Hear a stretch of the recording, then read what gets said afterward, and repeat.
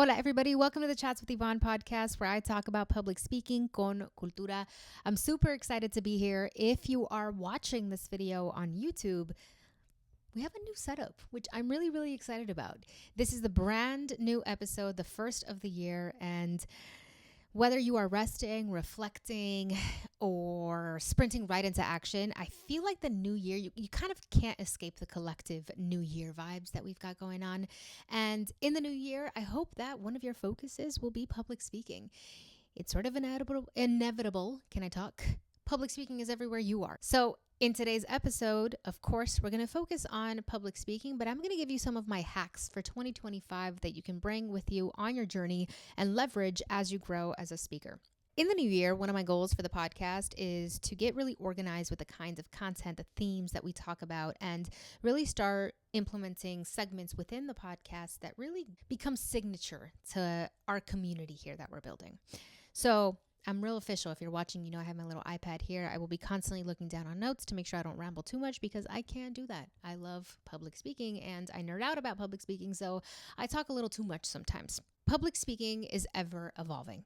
And with the addition of technology and ways that technology can help us become better public speakers, I think it's important to continuously talk about it. So throughout the episode, I will be sharing some of my hacks, meaning AI that I leverage in my public speaking journey, some experiences that I have had, and most of these hacks will come from what I'm observing are trending in public speaking, what I'm observing in my one-on-one consultations with folks, as well as the workshops that I lead as a public speaking consultant. And I know that the AI one and the tech one can be a little bit difficult to accept, mainly for myself.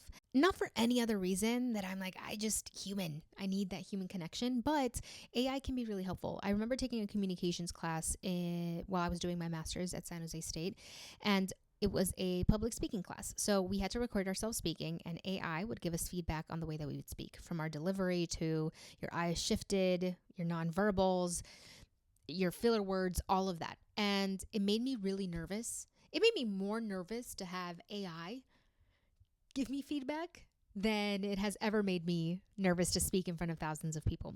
And I think there's just something about knowing that you're going to be assessed that makes it so difficult. But part of growing as public speakers is being in a constant state of studying ourselves. It sounds so cliche, but to grow, you need to be open to feedback. And I think we have two jobs as public speakers. Well, a lot, but mostly two. One is focus on our impact, and two is to be in a constant state of studying ourselves. If you don't study your delivery, if you don't study your tone of voice, your nonverbals, you don't grow as a speaker. So today's episode hopefully will give you some insights and hacks into doing that in 2025. Before we get into the actual episode, I want to start a new segment on here where at the beginning of every episode, I pull a card from the Public Speaking con Cultura practice card deck and just share my answers to the prompt. So we are going to be pulling from El Chisme, which are storytelling prompts, and see what my brain can come up with. And by the way, whenever you are doing these prompts, I want you to know that this isn't meant to be a fleshed out speech. It's meant as a way for you to reflect on the stories that we so often forget we have. So with that being said, this prompt says, con mucho cuidado. When was the last time you tried something new? How did you get into it? This one is easy for me. Oop, I just dropped that card.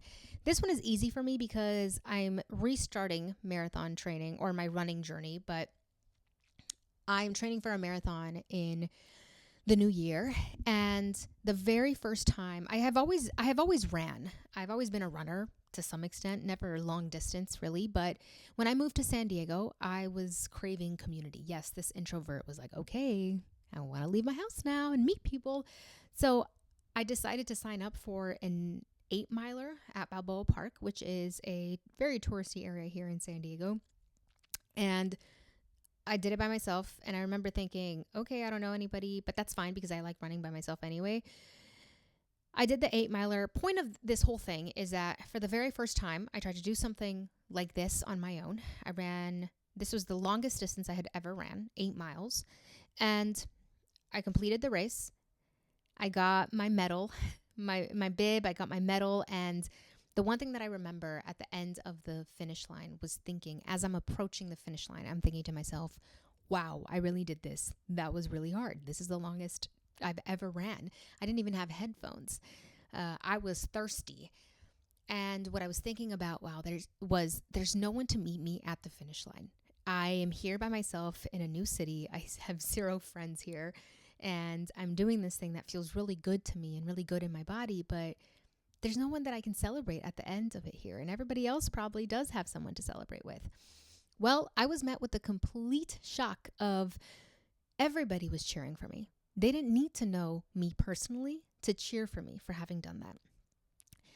I went to the different booths that they had. You know, they offer you bananas, tus agüitas, toda la cosa, taking a picture too. And I was standing in line next to someone to take my picture with the backdrop. And it was an older gentleman, and he said, "Oh, congratulations." And I said, "Thank you." He said, "How long have you been running?" And I said, "Well, this is my first time doing a long distance. I used to run before. I did soccer and stuff like that, but never really officially." And he's like, "You're going to love it. You're going to fall in love with it. Running is actually the thing that kept me sober for over 20 years. And when he said that to me, I think the mixture of, I'm about to cry right now, the mixture of the emotions of just having done that and running, if you know, you know, and him telling me that and feeling alone in that at that time, but also energized and not alone at the same time because everybody was cheering for me, made me feel like I was exactly where I needed to be. In that moment, I realized how special running truly is. And I kept doing it and searching for that same feeling every time after that. And it's why I've continued my public speaking journey. And that is how I answered that prompt. The reason I decided to come out with these cards and these prompts specifically is not for you to craft a spectacular speech right off the bat, but for you to start saying these thoughts out loud. And as you keep saying something and are prompted to, you're going to start to realize, oh, this actually means a lot to me. Maybe this could be my signature speech, or I have a unique perspective because of this very thing. Running could potentially be something that I talk about, or the feelings of it, how to relate it back to public speaking. That is something that I could talk about. So if you're into it, if you want to check them out, please do. I would love for you to.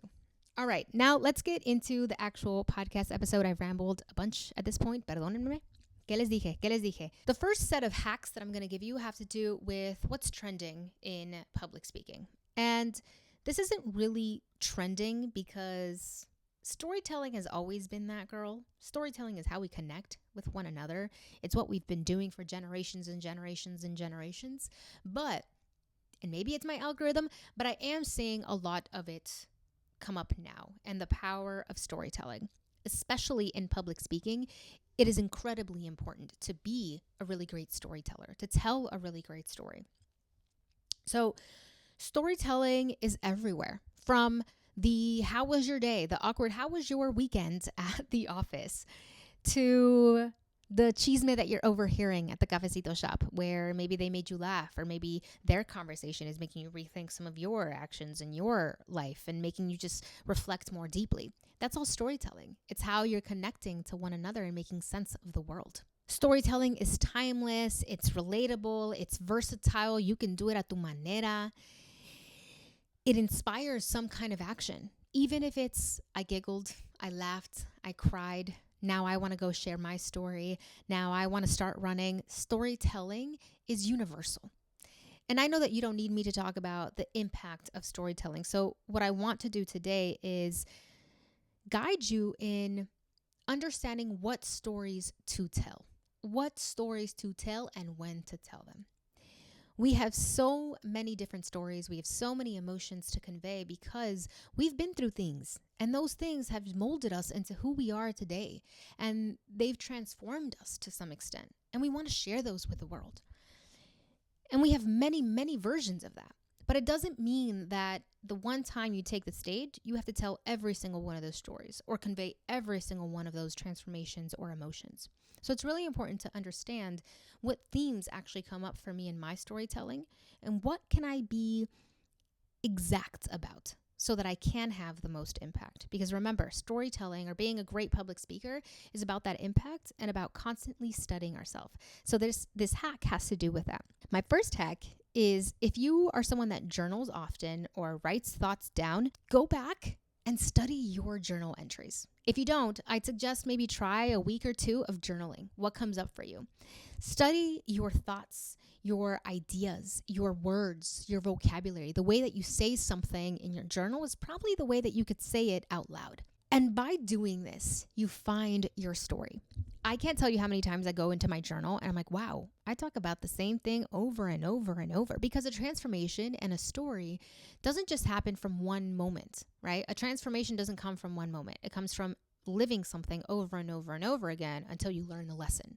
And so you're going to have many different stories. But if I can find a theme and I can find the one story that really brings my story, my essence, my message to life, that's the one I should choose. So go through your journal, look at themes that come up for you, maybe words that you use often, and use that as an anchor for your storytelling. Now, when you're ready to apply some of these themes and actually convert it into a story that you say out loud, I want to share the SPINE framework, which is by Pixar. I'm going to leave the link to the article in the description of this video, this podcast episode, so you can check it out.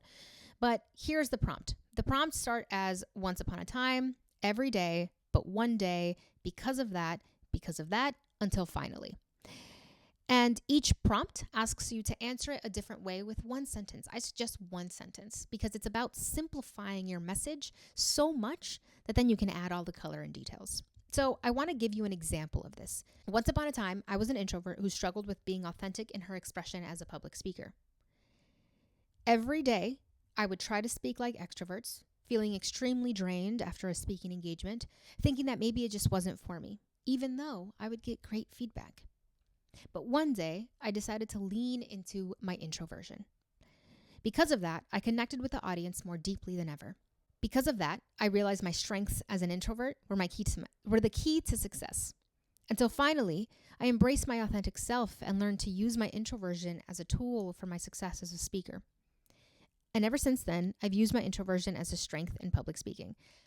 I've repeated things over and over, right? That alone doesn't sound like a super great story, but what it does is it points me to the transformation that I really want to talk about, the specific thing that I want to say. And then you can go in there, like I said, and add color. Like I like to say, tap into your senses. What can you hear? What can you see? What can you feel? What can you touch? And that is the story. This is, again, it's called the SPINE framework because it's almost like setting the foundation for what your story will be. And then I did this. Once upon a time, I did this. And then, but one day. So it's not, you don't necessarily, I probably definitely wouldn't say any of these things out loud in an actual speech, but it guides me in understanding how to craft my message, going from theme and transformation to actually storytelling and implementation. I hope you find that helpful. I certainly do in a lot of my speeches to simplify things because sometimes I'm all over the place and I need to bring it to what I'm actually wanting to say for that particular audience. The second thing that has to do with trending in public speaking is all around engagement of your audience. And I really want to talk about mostly virtual. I think we are beyond the Q&A and the polls. That you could still use that as engagement tools 100%, but think about yourself as an audience member. We kind of want to go beyond that. Like we've been there, done that type of thing. So what can we do? I like to create reflection moments right at the beginning of my workshops, for example. These are these unifying experiences that bring people together and say, hey, we're all experiencing the same thing at the same time, or ask people to go inward. As an introvert, that's one of my favorite things. So I love asking people to go inward because I don't think that we do it often enough in a world that rewards extroversion. We like to be out here most of the time and go out there most of the time, when really what we need to be what we need to feel deeply engaged is to go in here, to go deep inside of ourselves. So I like to start with reflection moments. I will ask people to get up and do something with whatever I'm providing. So if we're talking about nonverbals and I say, hey, show me what it looks like to feel loved. What does that mean? Show me what it looks like to be shy, to be angry. Okay, now do it with just your face. I have people actually do something with the information that I'm providing. I allow everyone to show up how they'd like, and no camera is necessary. In my workshops, I always say this, you do not have to turn your camera on because I don't know what you've got going on. I don't know what you've been through. I also don't need to see you to know that you are deeply engaged. Gamify things. Make it maybe not a pop quiz. That never felt good to me, but gamify something, like make it a bingo, right? I always say that as individuals as audience members, we love going back to what it felt like to be kids again. If you are in person and can give people some candies or add a little point somewhere, we love that. It's a little friendly competition. Make things pretty. I think that's an obvious one. Make your slides really pretty. Don't make them too text heavy. Whiteboards on Zoom. I think those are underutilized. I don't know if you've ever used the whiteboard feature, but I have a video actually where I talk about the different features on Zoom when we were just going into the virtual world. But the whiteboard, I think, is underutilized because it's kind of like a brainstorm session, or if you're asking a question, and again, part of keeping people engaged is providing them with different ways of engaging. So if someone doesn't want to say something out loud, but they want to write it on the whiteboard, allow them a space to do that. And what's really cool about that is that then you can take that whiteboard, download it, and send it to the people that were a part of the workshop or that were a part of your speech, and send it as a post-comms communication. Again, I'm an introvert, so I'm going to always like the smaller groups. If you're going to ask me something, send me to a small group and I will talk there. But here's the thing. Be really clear with your instructions and give me something to do. Give me an incentive to initiate the conversation. You can send me to a small group and it doesn't mean that I'm going to say anything because I'm shy to initiate the conversation. So here's what I like to do. Give people almost a script. And not like, hey, say this, but hey, y'all, I'm going to send you into your small groups. And once you've thought about your answer, ask your partners, what did you think? Hey, what did you write down? Quite literally tell me exactly what to say. Make my job easier as an initiator of the conversation. And then once you do that, then we're all warmed up and you can get into it. The third thing under trending topics is short form speaking. So seek those short form speaking opportunities. And here's what I mean by that. Record videos of yourself, right? The short form content, those podcast episodes. 5-minute pitches for yourself, record yourself, or those LinkedIn lives, Instagram lives. Those are all incredible ways to practice your public speaking.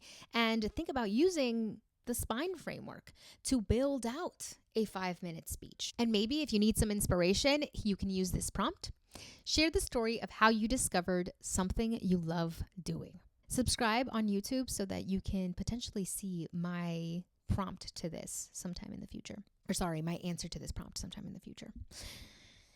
All right, so that is the first segment. We're going to go right into segment 2, which is top tools for public speaking. And these have to do with technology. So AI, right? Use ChatGPT. Use ChatGPT to help you draft an outline, to maybe help you draft a speech, because ChatGPT is not going to deliver it for you.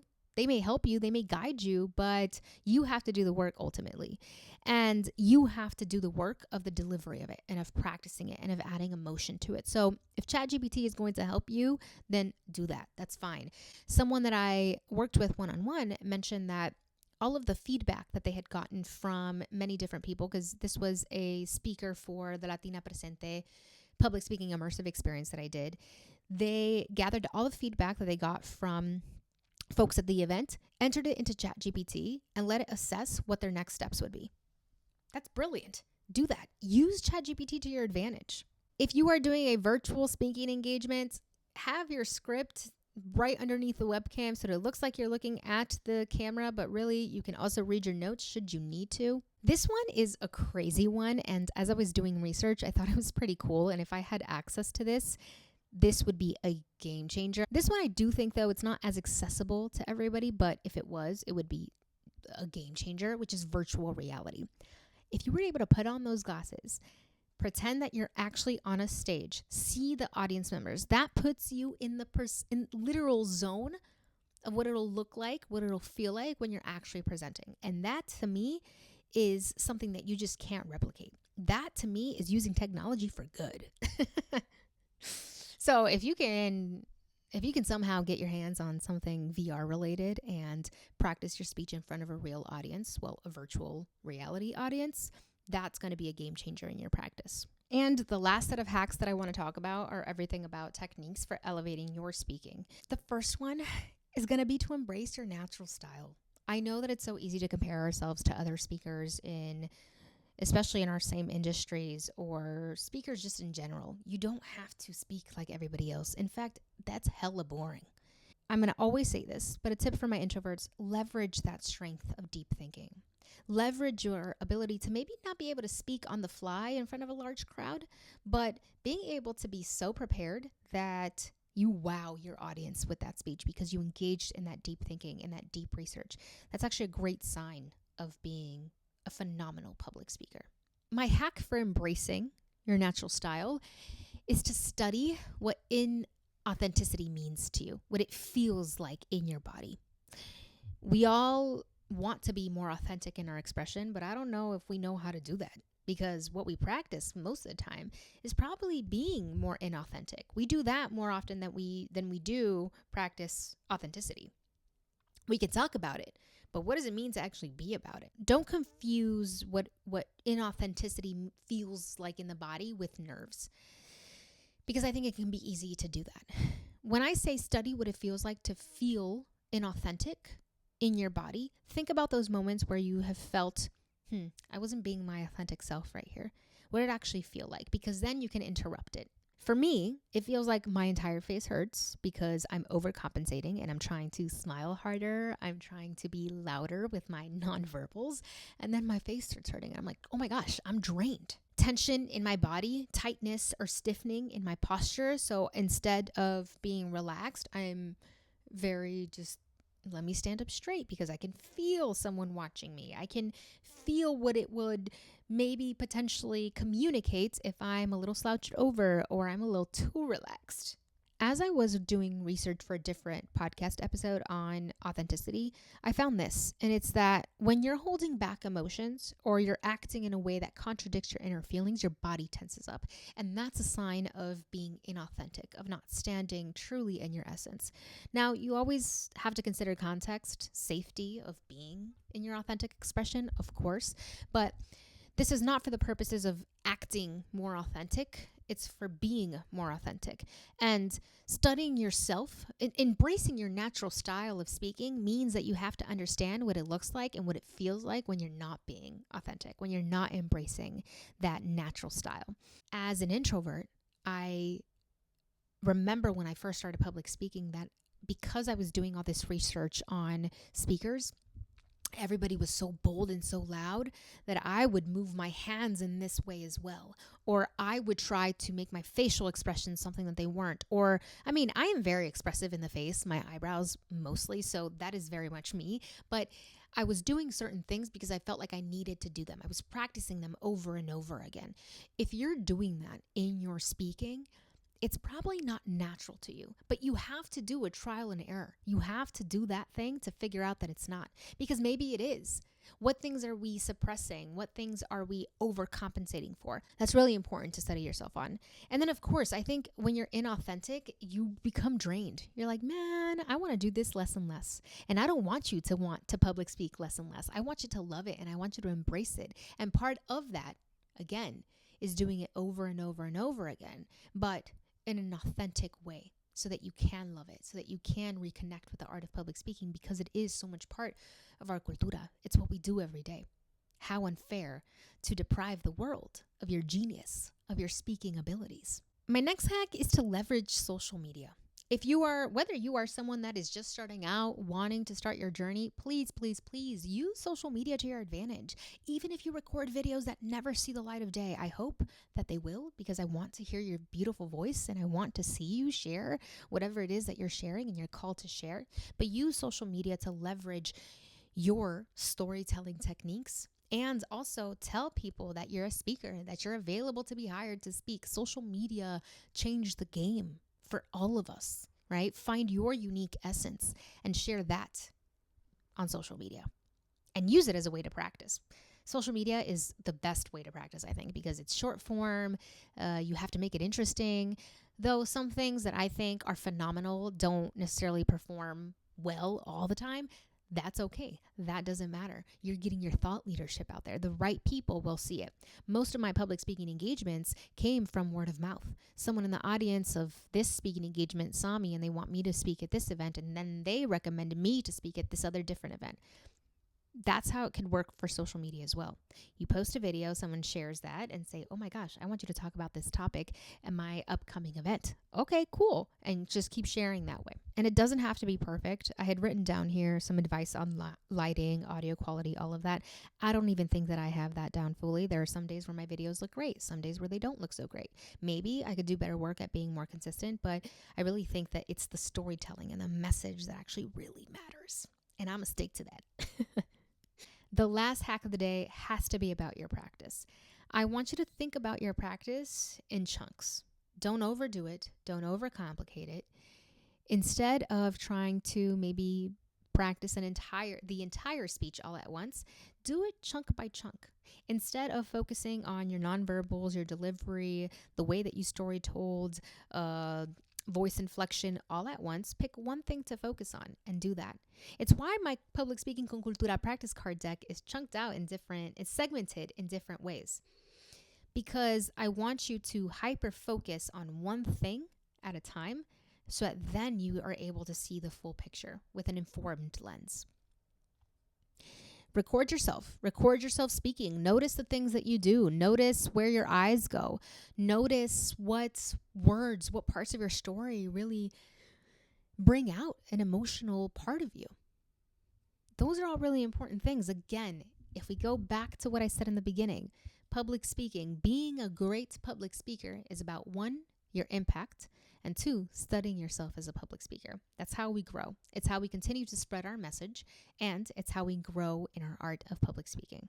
Those are all the hacks that I have for you in 2025. I hope that you find them helpful. I hope that you'll implement them and that you'll use them to guide you in your public speaking journey. Public speaking has, I think, the ability to really create not only bonds with one another, with your audience, but really bring out the version of you that is most you. Most your essence. Everybody talks about how to be more authentic, and I think public speaking is a tool for doing that. I'm going to end off our segment with something that I did at the last episode, which is I want to bring in some of our cultura back into the art of public speaking, and I cannot talk about anything else but Bad Bunny's new album. And that is because I shared a little bit about this on social media, but I really think that his coming back to self is what's making his art resonate with us even more, right? Because we love what he did. I think we love what he's been able to do. We love his career. And I talked about the creative journey. The creative journey often asks us as artists to, in our own right, whatever your creative field is, it asks us to show up in a different way so that we can be more mainstream, so that we can attract more attention. And one of the most beautiful parts of seeing a creative and seeing an artist come back to self is that moment when they've made it, they've reached some level of success, and then they go back to self and they're like, de aquí soy. Esta es mi cultura. These are my roots. And actually, my art is for the purposes of elevating my people, my community. And I think that Bad Bunny's album is an example of that. It's an example of what is created and the beauty and the feeling and just how beautiful it is. That's an example of what's created when you are tapped into your authentic self, when you are no longer seeking this external validation, but you're showing up in your art as you. It's what my public speaking journey has been like. I remember in my own public speaking journey, when I first started public speaking, and this is the experience for a lot of us, and maybe we still experience some residue of this. We feel like we have to be like somebody else, like we have to dilute certain parts of ourselves to be incredible speakers. And I remember that there was a point where I felt like I had mastered my skills as a speaker. I had studied, I had done many speaking engagements. I had been paid thousands of dollars to be on stages. And I was like, there's still something missing. And what was missing was me tapping back into me tapping into the storytelling techniques that come from my abuelita and not the textbooks, that aren't even in the textbooks. It came from understanding and studying the nonverbal communications and cues that my family has always given me during the chisme sessions that aren't necessarily communicated in those textbooks. It came from understanding that it's not what I say, it's how I say it, from las regañadas que me daba mi mami because I gave her attitude, right? it was a coming back to self. It was realizing that while I was searching for this external validation or knowledge externally, the knowledge and the wisdom was always here. The knowledge and the wisdom was always in my cultura. It was in my roots. And so coming back to that version of myself as a public speaker really changed the game in my public speaking journey. With that being said, thank you so much for being here and spending some time with me. I appreciate any time that you spend reconnecting and loving the art of public speaking. Remember to share this episode with your mama, your tias, your cousins, everybody and their mamas. Y nos vemos a la próxima. Bye, y'all.